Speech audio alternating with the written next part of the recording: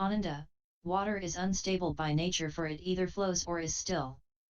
Great magicians in Sravasti, such as Kapila, Kakra, Padma, and Asta, obtain water to mix with their medicines by exposing a crystal ball to the full moon.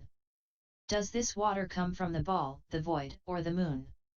Ananda, if it comes from the moon, which is a very long way off, it should pass through the trees in the forest before reaching the crystal ball to flow into the bowl. If it does not flow through the trees, this shows that it does not drop from the moon. If it comes from the crystal ball, it should flow regularly, not only when the moon is full. If it comes from the void of space, which is boundless, it should flow everywhere, submerging everything between earth and heave.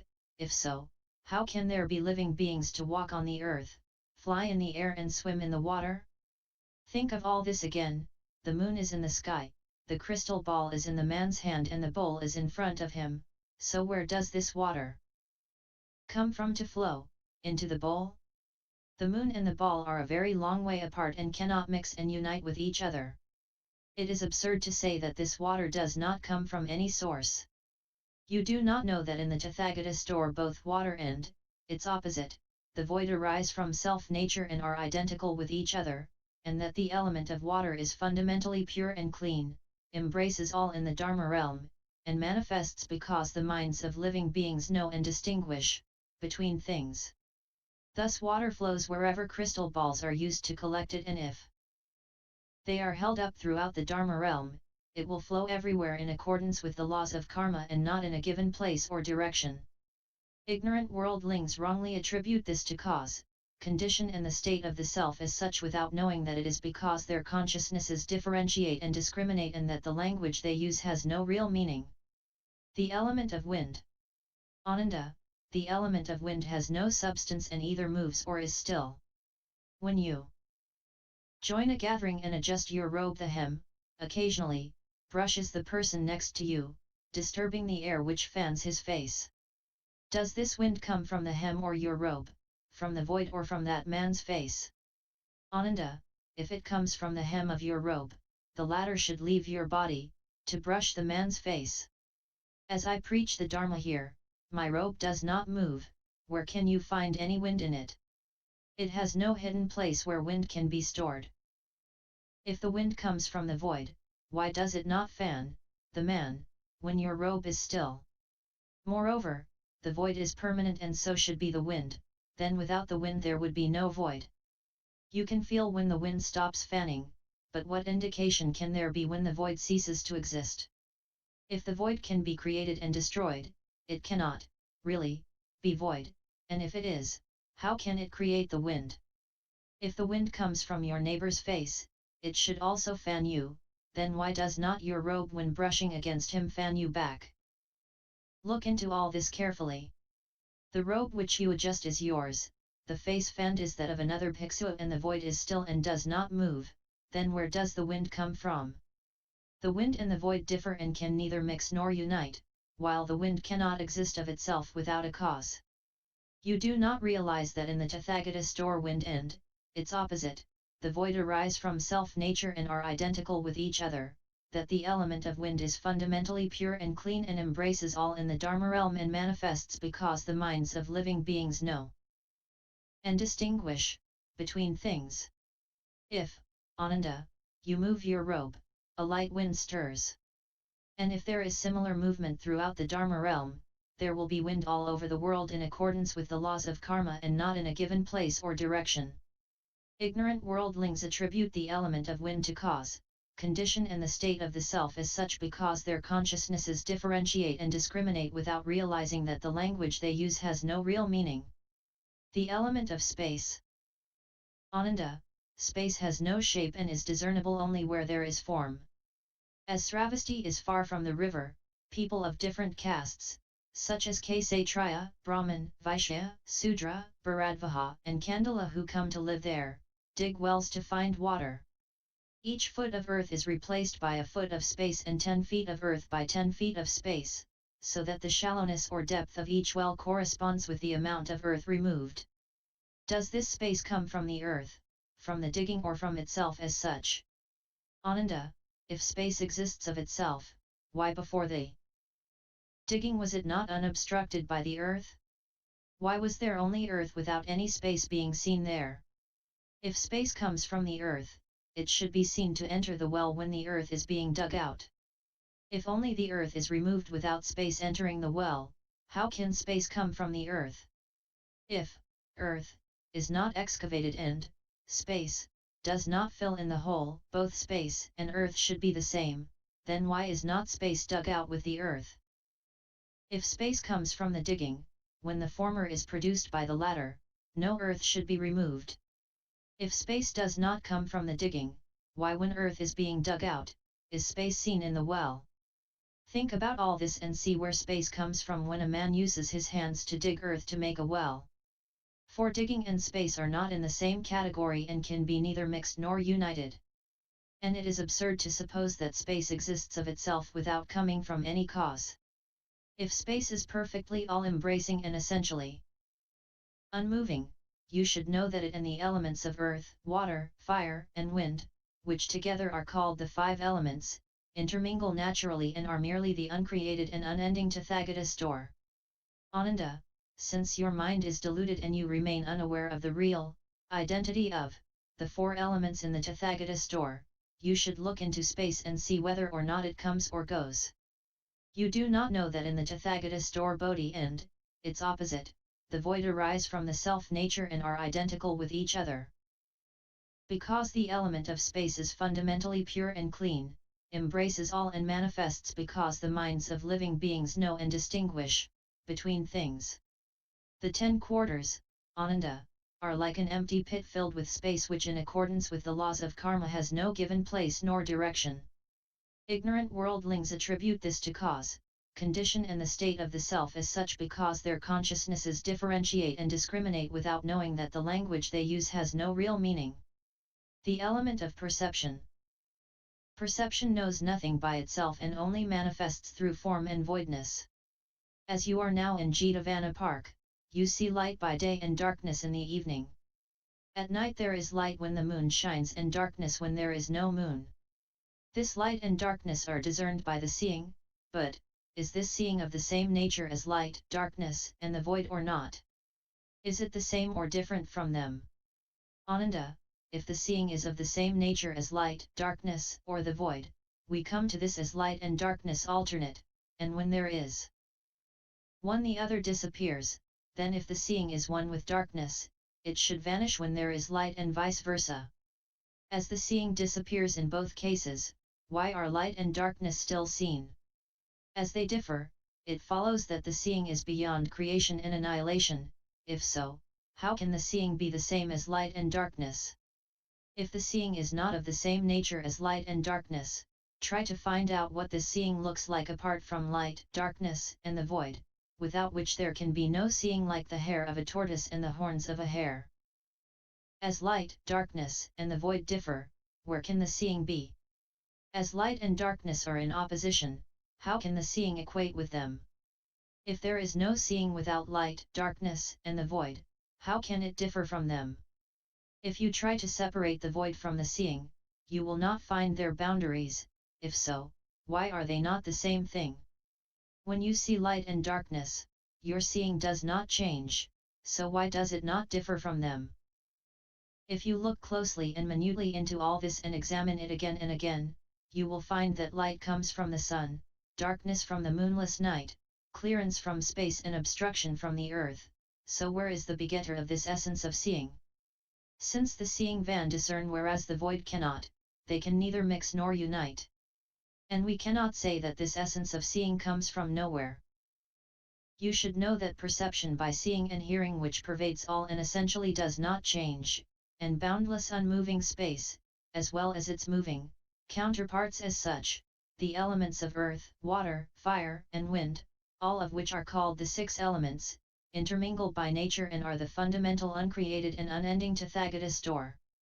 You are infatuated by nature and do not understand that seeing, hearing, feeling and knowing fundamentally come from the Tathagata store.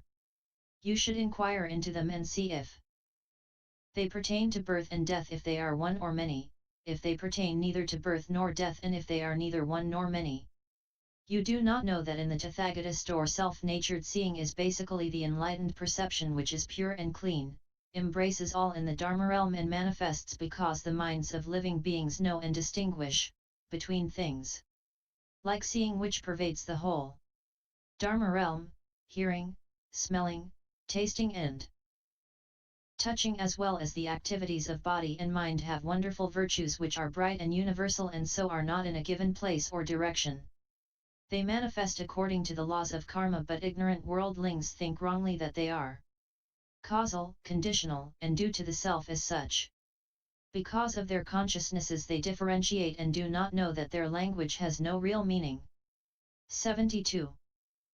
This shows the element of perception which is fundamentally all-embracing in the Dharma realm. It is one of the Alaya's three characteristics, self-evidencing, perception and form, and is also called the essence of seeing. It is unknowing, for it is essentially the bright light of wisdom, is absolute and is the element of consciousness. Ananda, consciousness has no origin and is an illusion, arising from the six organs and sense data. Look at this holy assembly and turn round to see those present. Your eyes are like a mirror which cannot discern, while your consciousness notices in turn the presence of Manjushri, Purnamaitrayaniputra, Madgalyayana, Subhuti, Sariputra, etc. Does this consciousness come from perception, form, or the void, or does it emerge suddenly without any cause? Ananda, if your consciousness comes from your seeing, perception, then in the absence of light, darkness, form, and the void, there will be no seeing, and when there is no perception, how can it create consciousness? If your consciousness comes from form, that is not from perception, then, when light and darkness are not seen, there are neither form nor the void, then how can non-existing form create consciousness? If your consciousness comes from the void that is neither from form nor perception, the absence of perception means also that of discernment, which implies the non-perception of light, darkness, form, and the void, and the absence of form is the end of all external causes. How, then, can your seeing, hearing, feeling and knowing occur? Thus without form and perception, consciousness which comes from the void simply does not exist. On the other hand, if it exists in the absence of objects, what can it discern? If your consciousness suddenly emerges without any cause, why cannot it discern the moon in the daytime? Now look closely and minutely into all this. Your seeing, perception, depends on the pupils of your eyes meeting an external object, which is when there is form and is not when there is no form. These are the four causes, i.e. the seeing, eyes, form and voidness, from which consciousness arises, but which one of them creates consciousness? Since consciousness is always moving, to differentiate, whereas perception is still, for it does not discriminate, they cannot mix and fuse together. Your hearing, feeling, and knowing are in the same category as your seeing, but your consciousness should still have a source. If this consciousness comes from nothing, you should know that perception, by means of seeing, hearing, feeling and knowing, pervades everywhere and comes not from any source. Moreover, with space, earth, water, fire, and wind, they are called the seven elements, the natures of which are real and intermingle, freely, being but the uncreated and unending Tathagata store. Ananda, because your mind is unsettled, you do nor realize that the seeing and hearing that arouse consciousness, come fundamentally from the Tathagata store. You should look into the consciousnesses inside the six entrances and see if they are the same or different, exist or exist not, are neither the same nor different, and neither exist nor not. For you do not realize that in the Tathagata store self-natured consciousness is the enlightened basic Bodhi which embraces and pervades the whole Dharma realm, is not to be found in a given place or direction and manifests according to the laws of karma.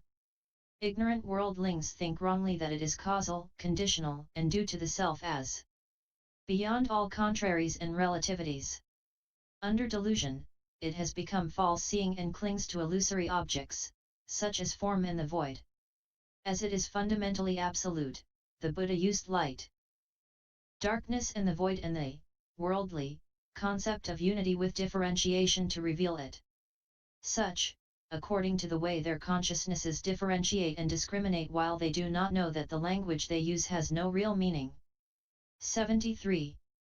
1.21 Ananda's understanding expressed in his Gatha. After listening to the Buddha's profound instruction, Ananda and the assembly realized that their bodies and minds were now free from all obstructions. Each understood that his self-mind pervaded the 10 directions of space which he saw clearly like a leaf held in his own hand, and that all things were the wondrous and bright fundamental mind of Bodhi. While his essence of mind embraced all and contained the 10 directions, he looked back at his own body given him by his parents, which was like a speck of dust dancing in the great void, sometimes visible and sometimes not, and like a bubble rising and falling aimlessly in a boundless clear ocean.